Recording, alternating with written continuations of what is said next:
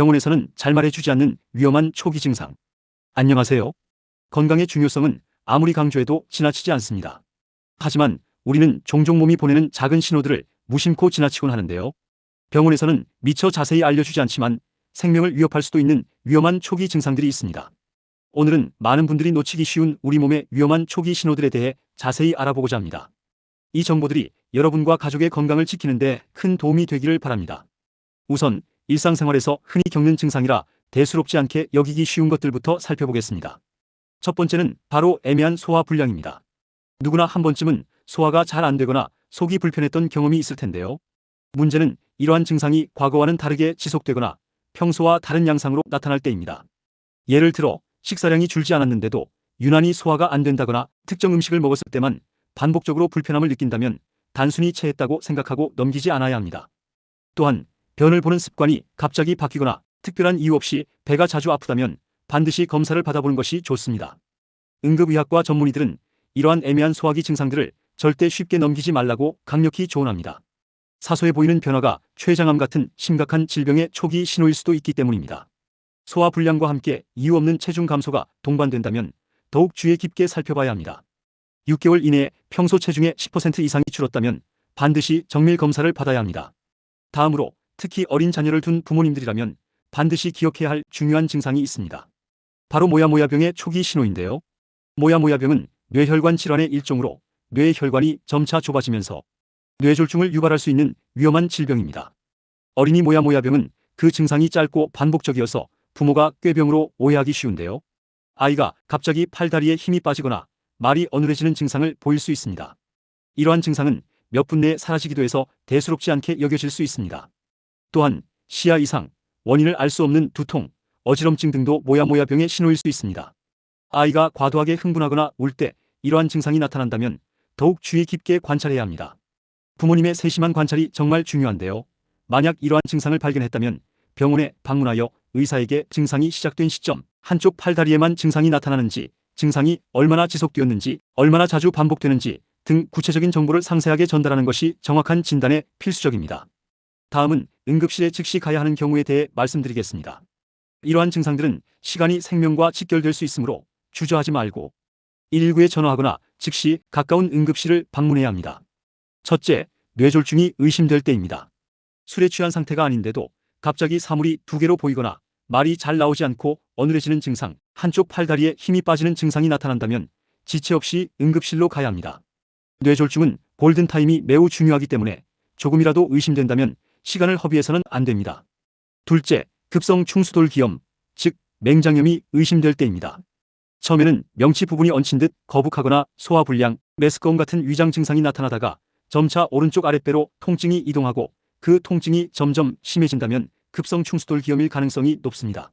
셋째, 위나 십이지장 궤양이 악화되었을 때입니다.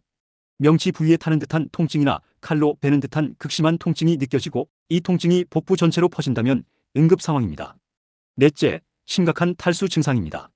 하루에 대여섯 차례 이상 구토나 설사를 하고 어지럼증과 기력 저하가 심하게 동반된다면 즉시 응급실에서 수액 치료를 받아야 합니다. 다섯째, 위장관 출혈이 의심될 때입니다. 구토물에 피가 섞여 나오거나 대변이 짜장면처럼 검거나 선홍색 피가 섞여 나오는 경우에도 즉시 병원을 찾아야 합니다. 여섯째, 외상 후 의식 변화입니다. 교통사고나 낙상사고를 당한 후 사고 당시를 기억하지 못하거나 잠시라도 의식을 잃었던 경험이 있다면 뇌 손상의 징후일 수 있으므로 반드시 응급실에서 정밀 검사를 받아야 합니다. 마지막으로 지속적인 흉통입니다. 가슴 통증이 30분 이상 지속되거나 5분 간격으로 2 내지 3회 이상 반복된다면 심혈관 질환일 가능성이 매우 높습니다. 특히 흉통과 함께 식은땀, 호흡곤란, 왼쪽 팔 저림 등이 동반된다면 즉시 응급실을 방문해야 합니다. 다음은 췌장암에 놓치기 쉬운 초기 증상입니다. 췌장암은 침묵의 살인자라고 불릴 정도로 초기 증상이 거의 없거나 매우 모호해서 조기 진단이 어렵습니다. 하지만 몇 가지 주의 깊게 봐야 할 신호들이 있습니다. 앞서 언급했듯이 소화불량이나 위장질환으로 오인하기 쉬운 명치 부근의 통증이 반복된다면 의심해 볼 수 있습니다.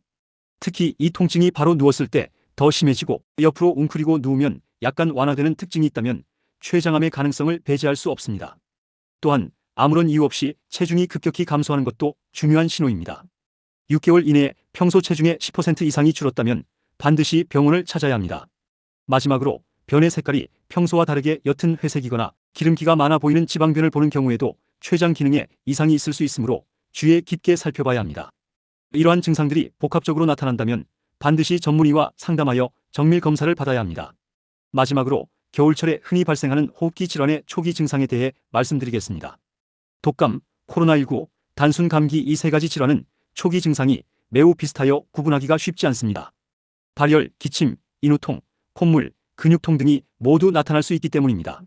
특히 고령층의 경우 열이 나지 않거나 단순히 기운이 없고 식욕이 떨어지는 정도로 나타나는 경우도 많아 더욱 주의가 필요합니다. 증상만으로 어떤 질환인지 판단하기는 매우 어렵습니다. 따라서 의심되는 증상이 나타난다면 자가진단으로 시간을 보내기보다는 신속항원 검사나 PCR 검사를 통해 정확한 원인을 확인하고 적절한 치료를 받는 것이 중요합니다. 특히 기저질환이 있는 분들이나 면역력이 약한 분들은 합병증으로 이어질 위험이 크기 때문에 더욱 신속한 진단과 치료가 필요합니다. 오늘 우리는 병원에서는 미처 자세히 알려주지 않는 위험한 초기 증상들에 대해 자세히 살펴보았습니다. 애매한 소화불량, 어린이 모야모야병의 신호, 즉시 응급실에 가야 하는 상황, 그리고 침묵의 살인자, 췌장암과 겨울철 호흡기 질환의 초기 증상까지 다양한 내용들을 다루었는데요. 이 모든 정보의 핵심은 바로 우리 몸의 작은 변화에 귀 기울이고 의심스러운 증상이 나타나면 지체 없이 전문가의 도움을 받아야 한다는 것입니다.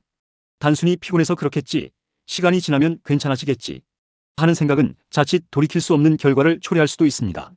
조금이라도 걱정되는 증상이 있다면 주저하지 말고 병원을 방문하여 정확한 진단과 치료를 받으시길 바랍니다. 건강은 건강할 때 지키는 것이 가장 중요합니다. 오늘 제가 전해드린 정보가 여러분의 건강한 삶의 작은 보탬이 되기를 진심으로 바랍니다. 감사합니다.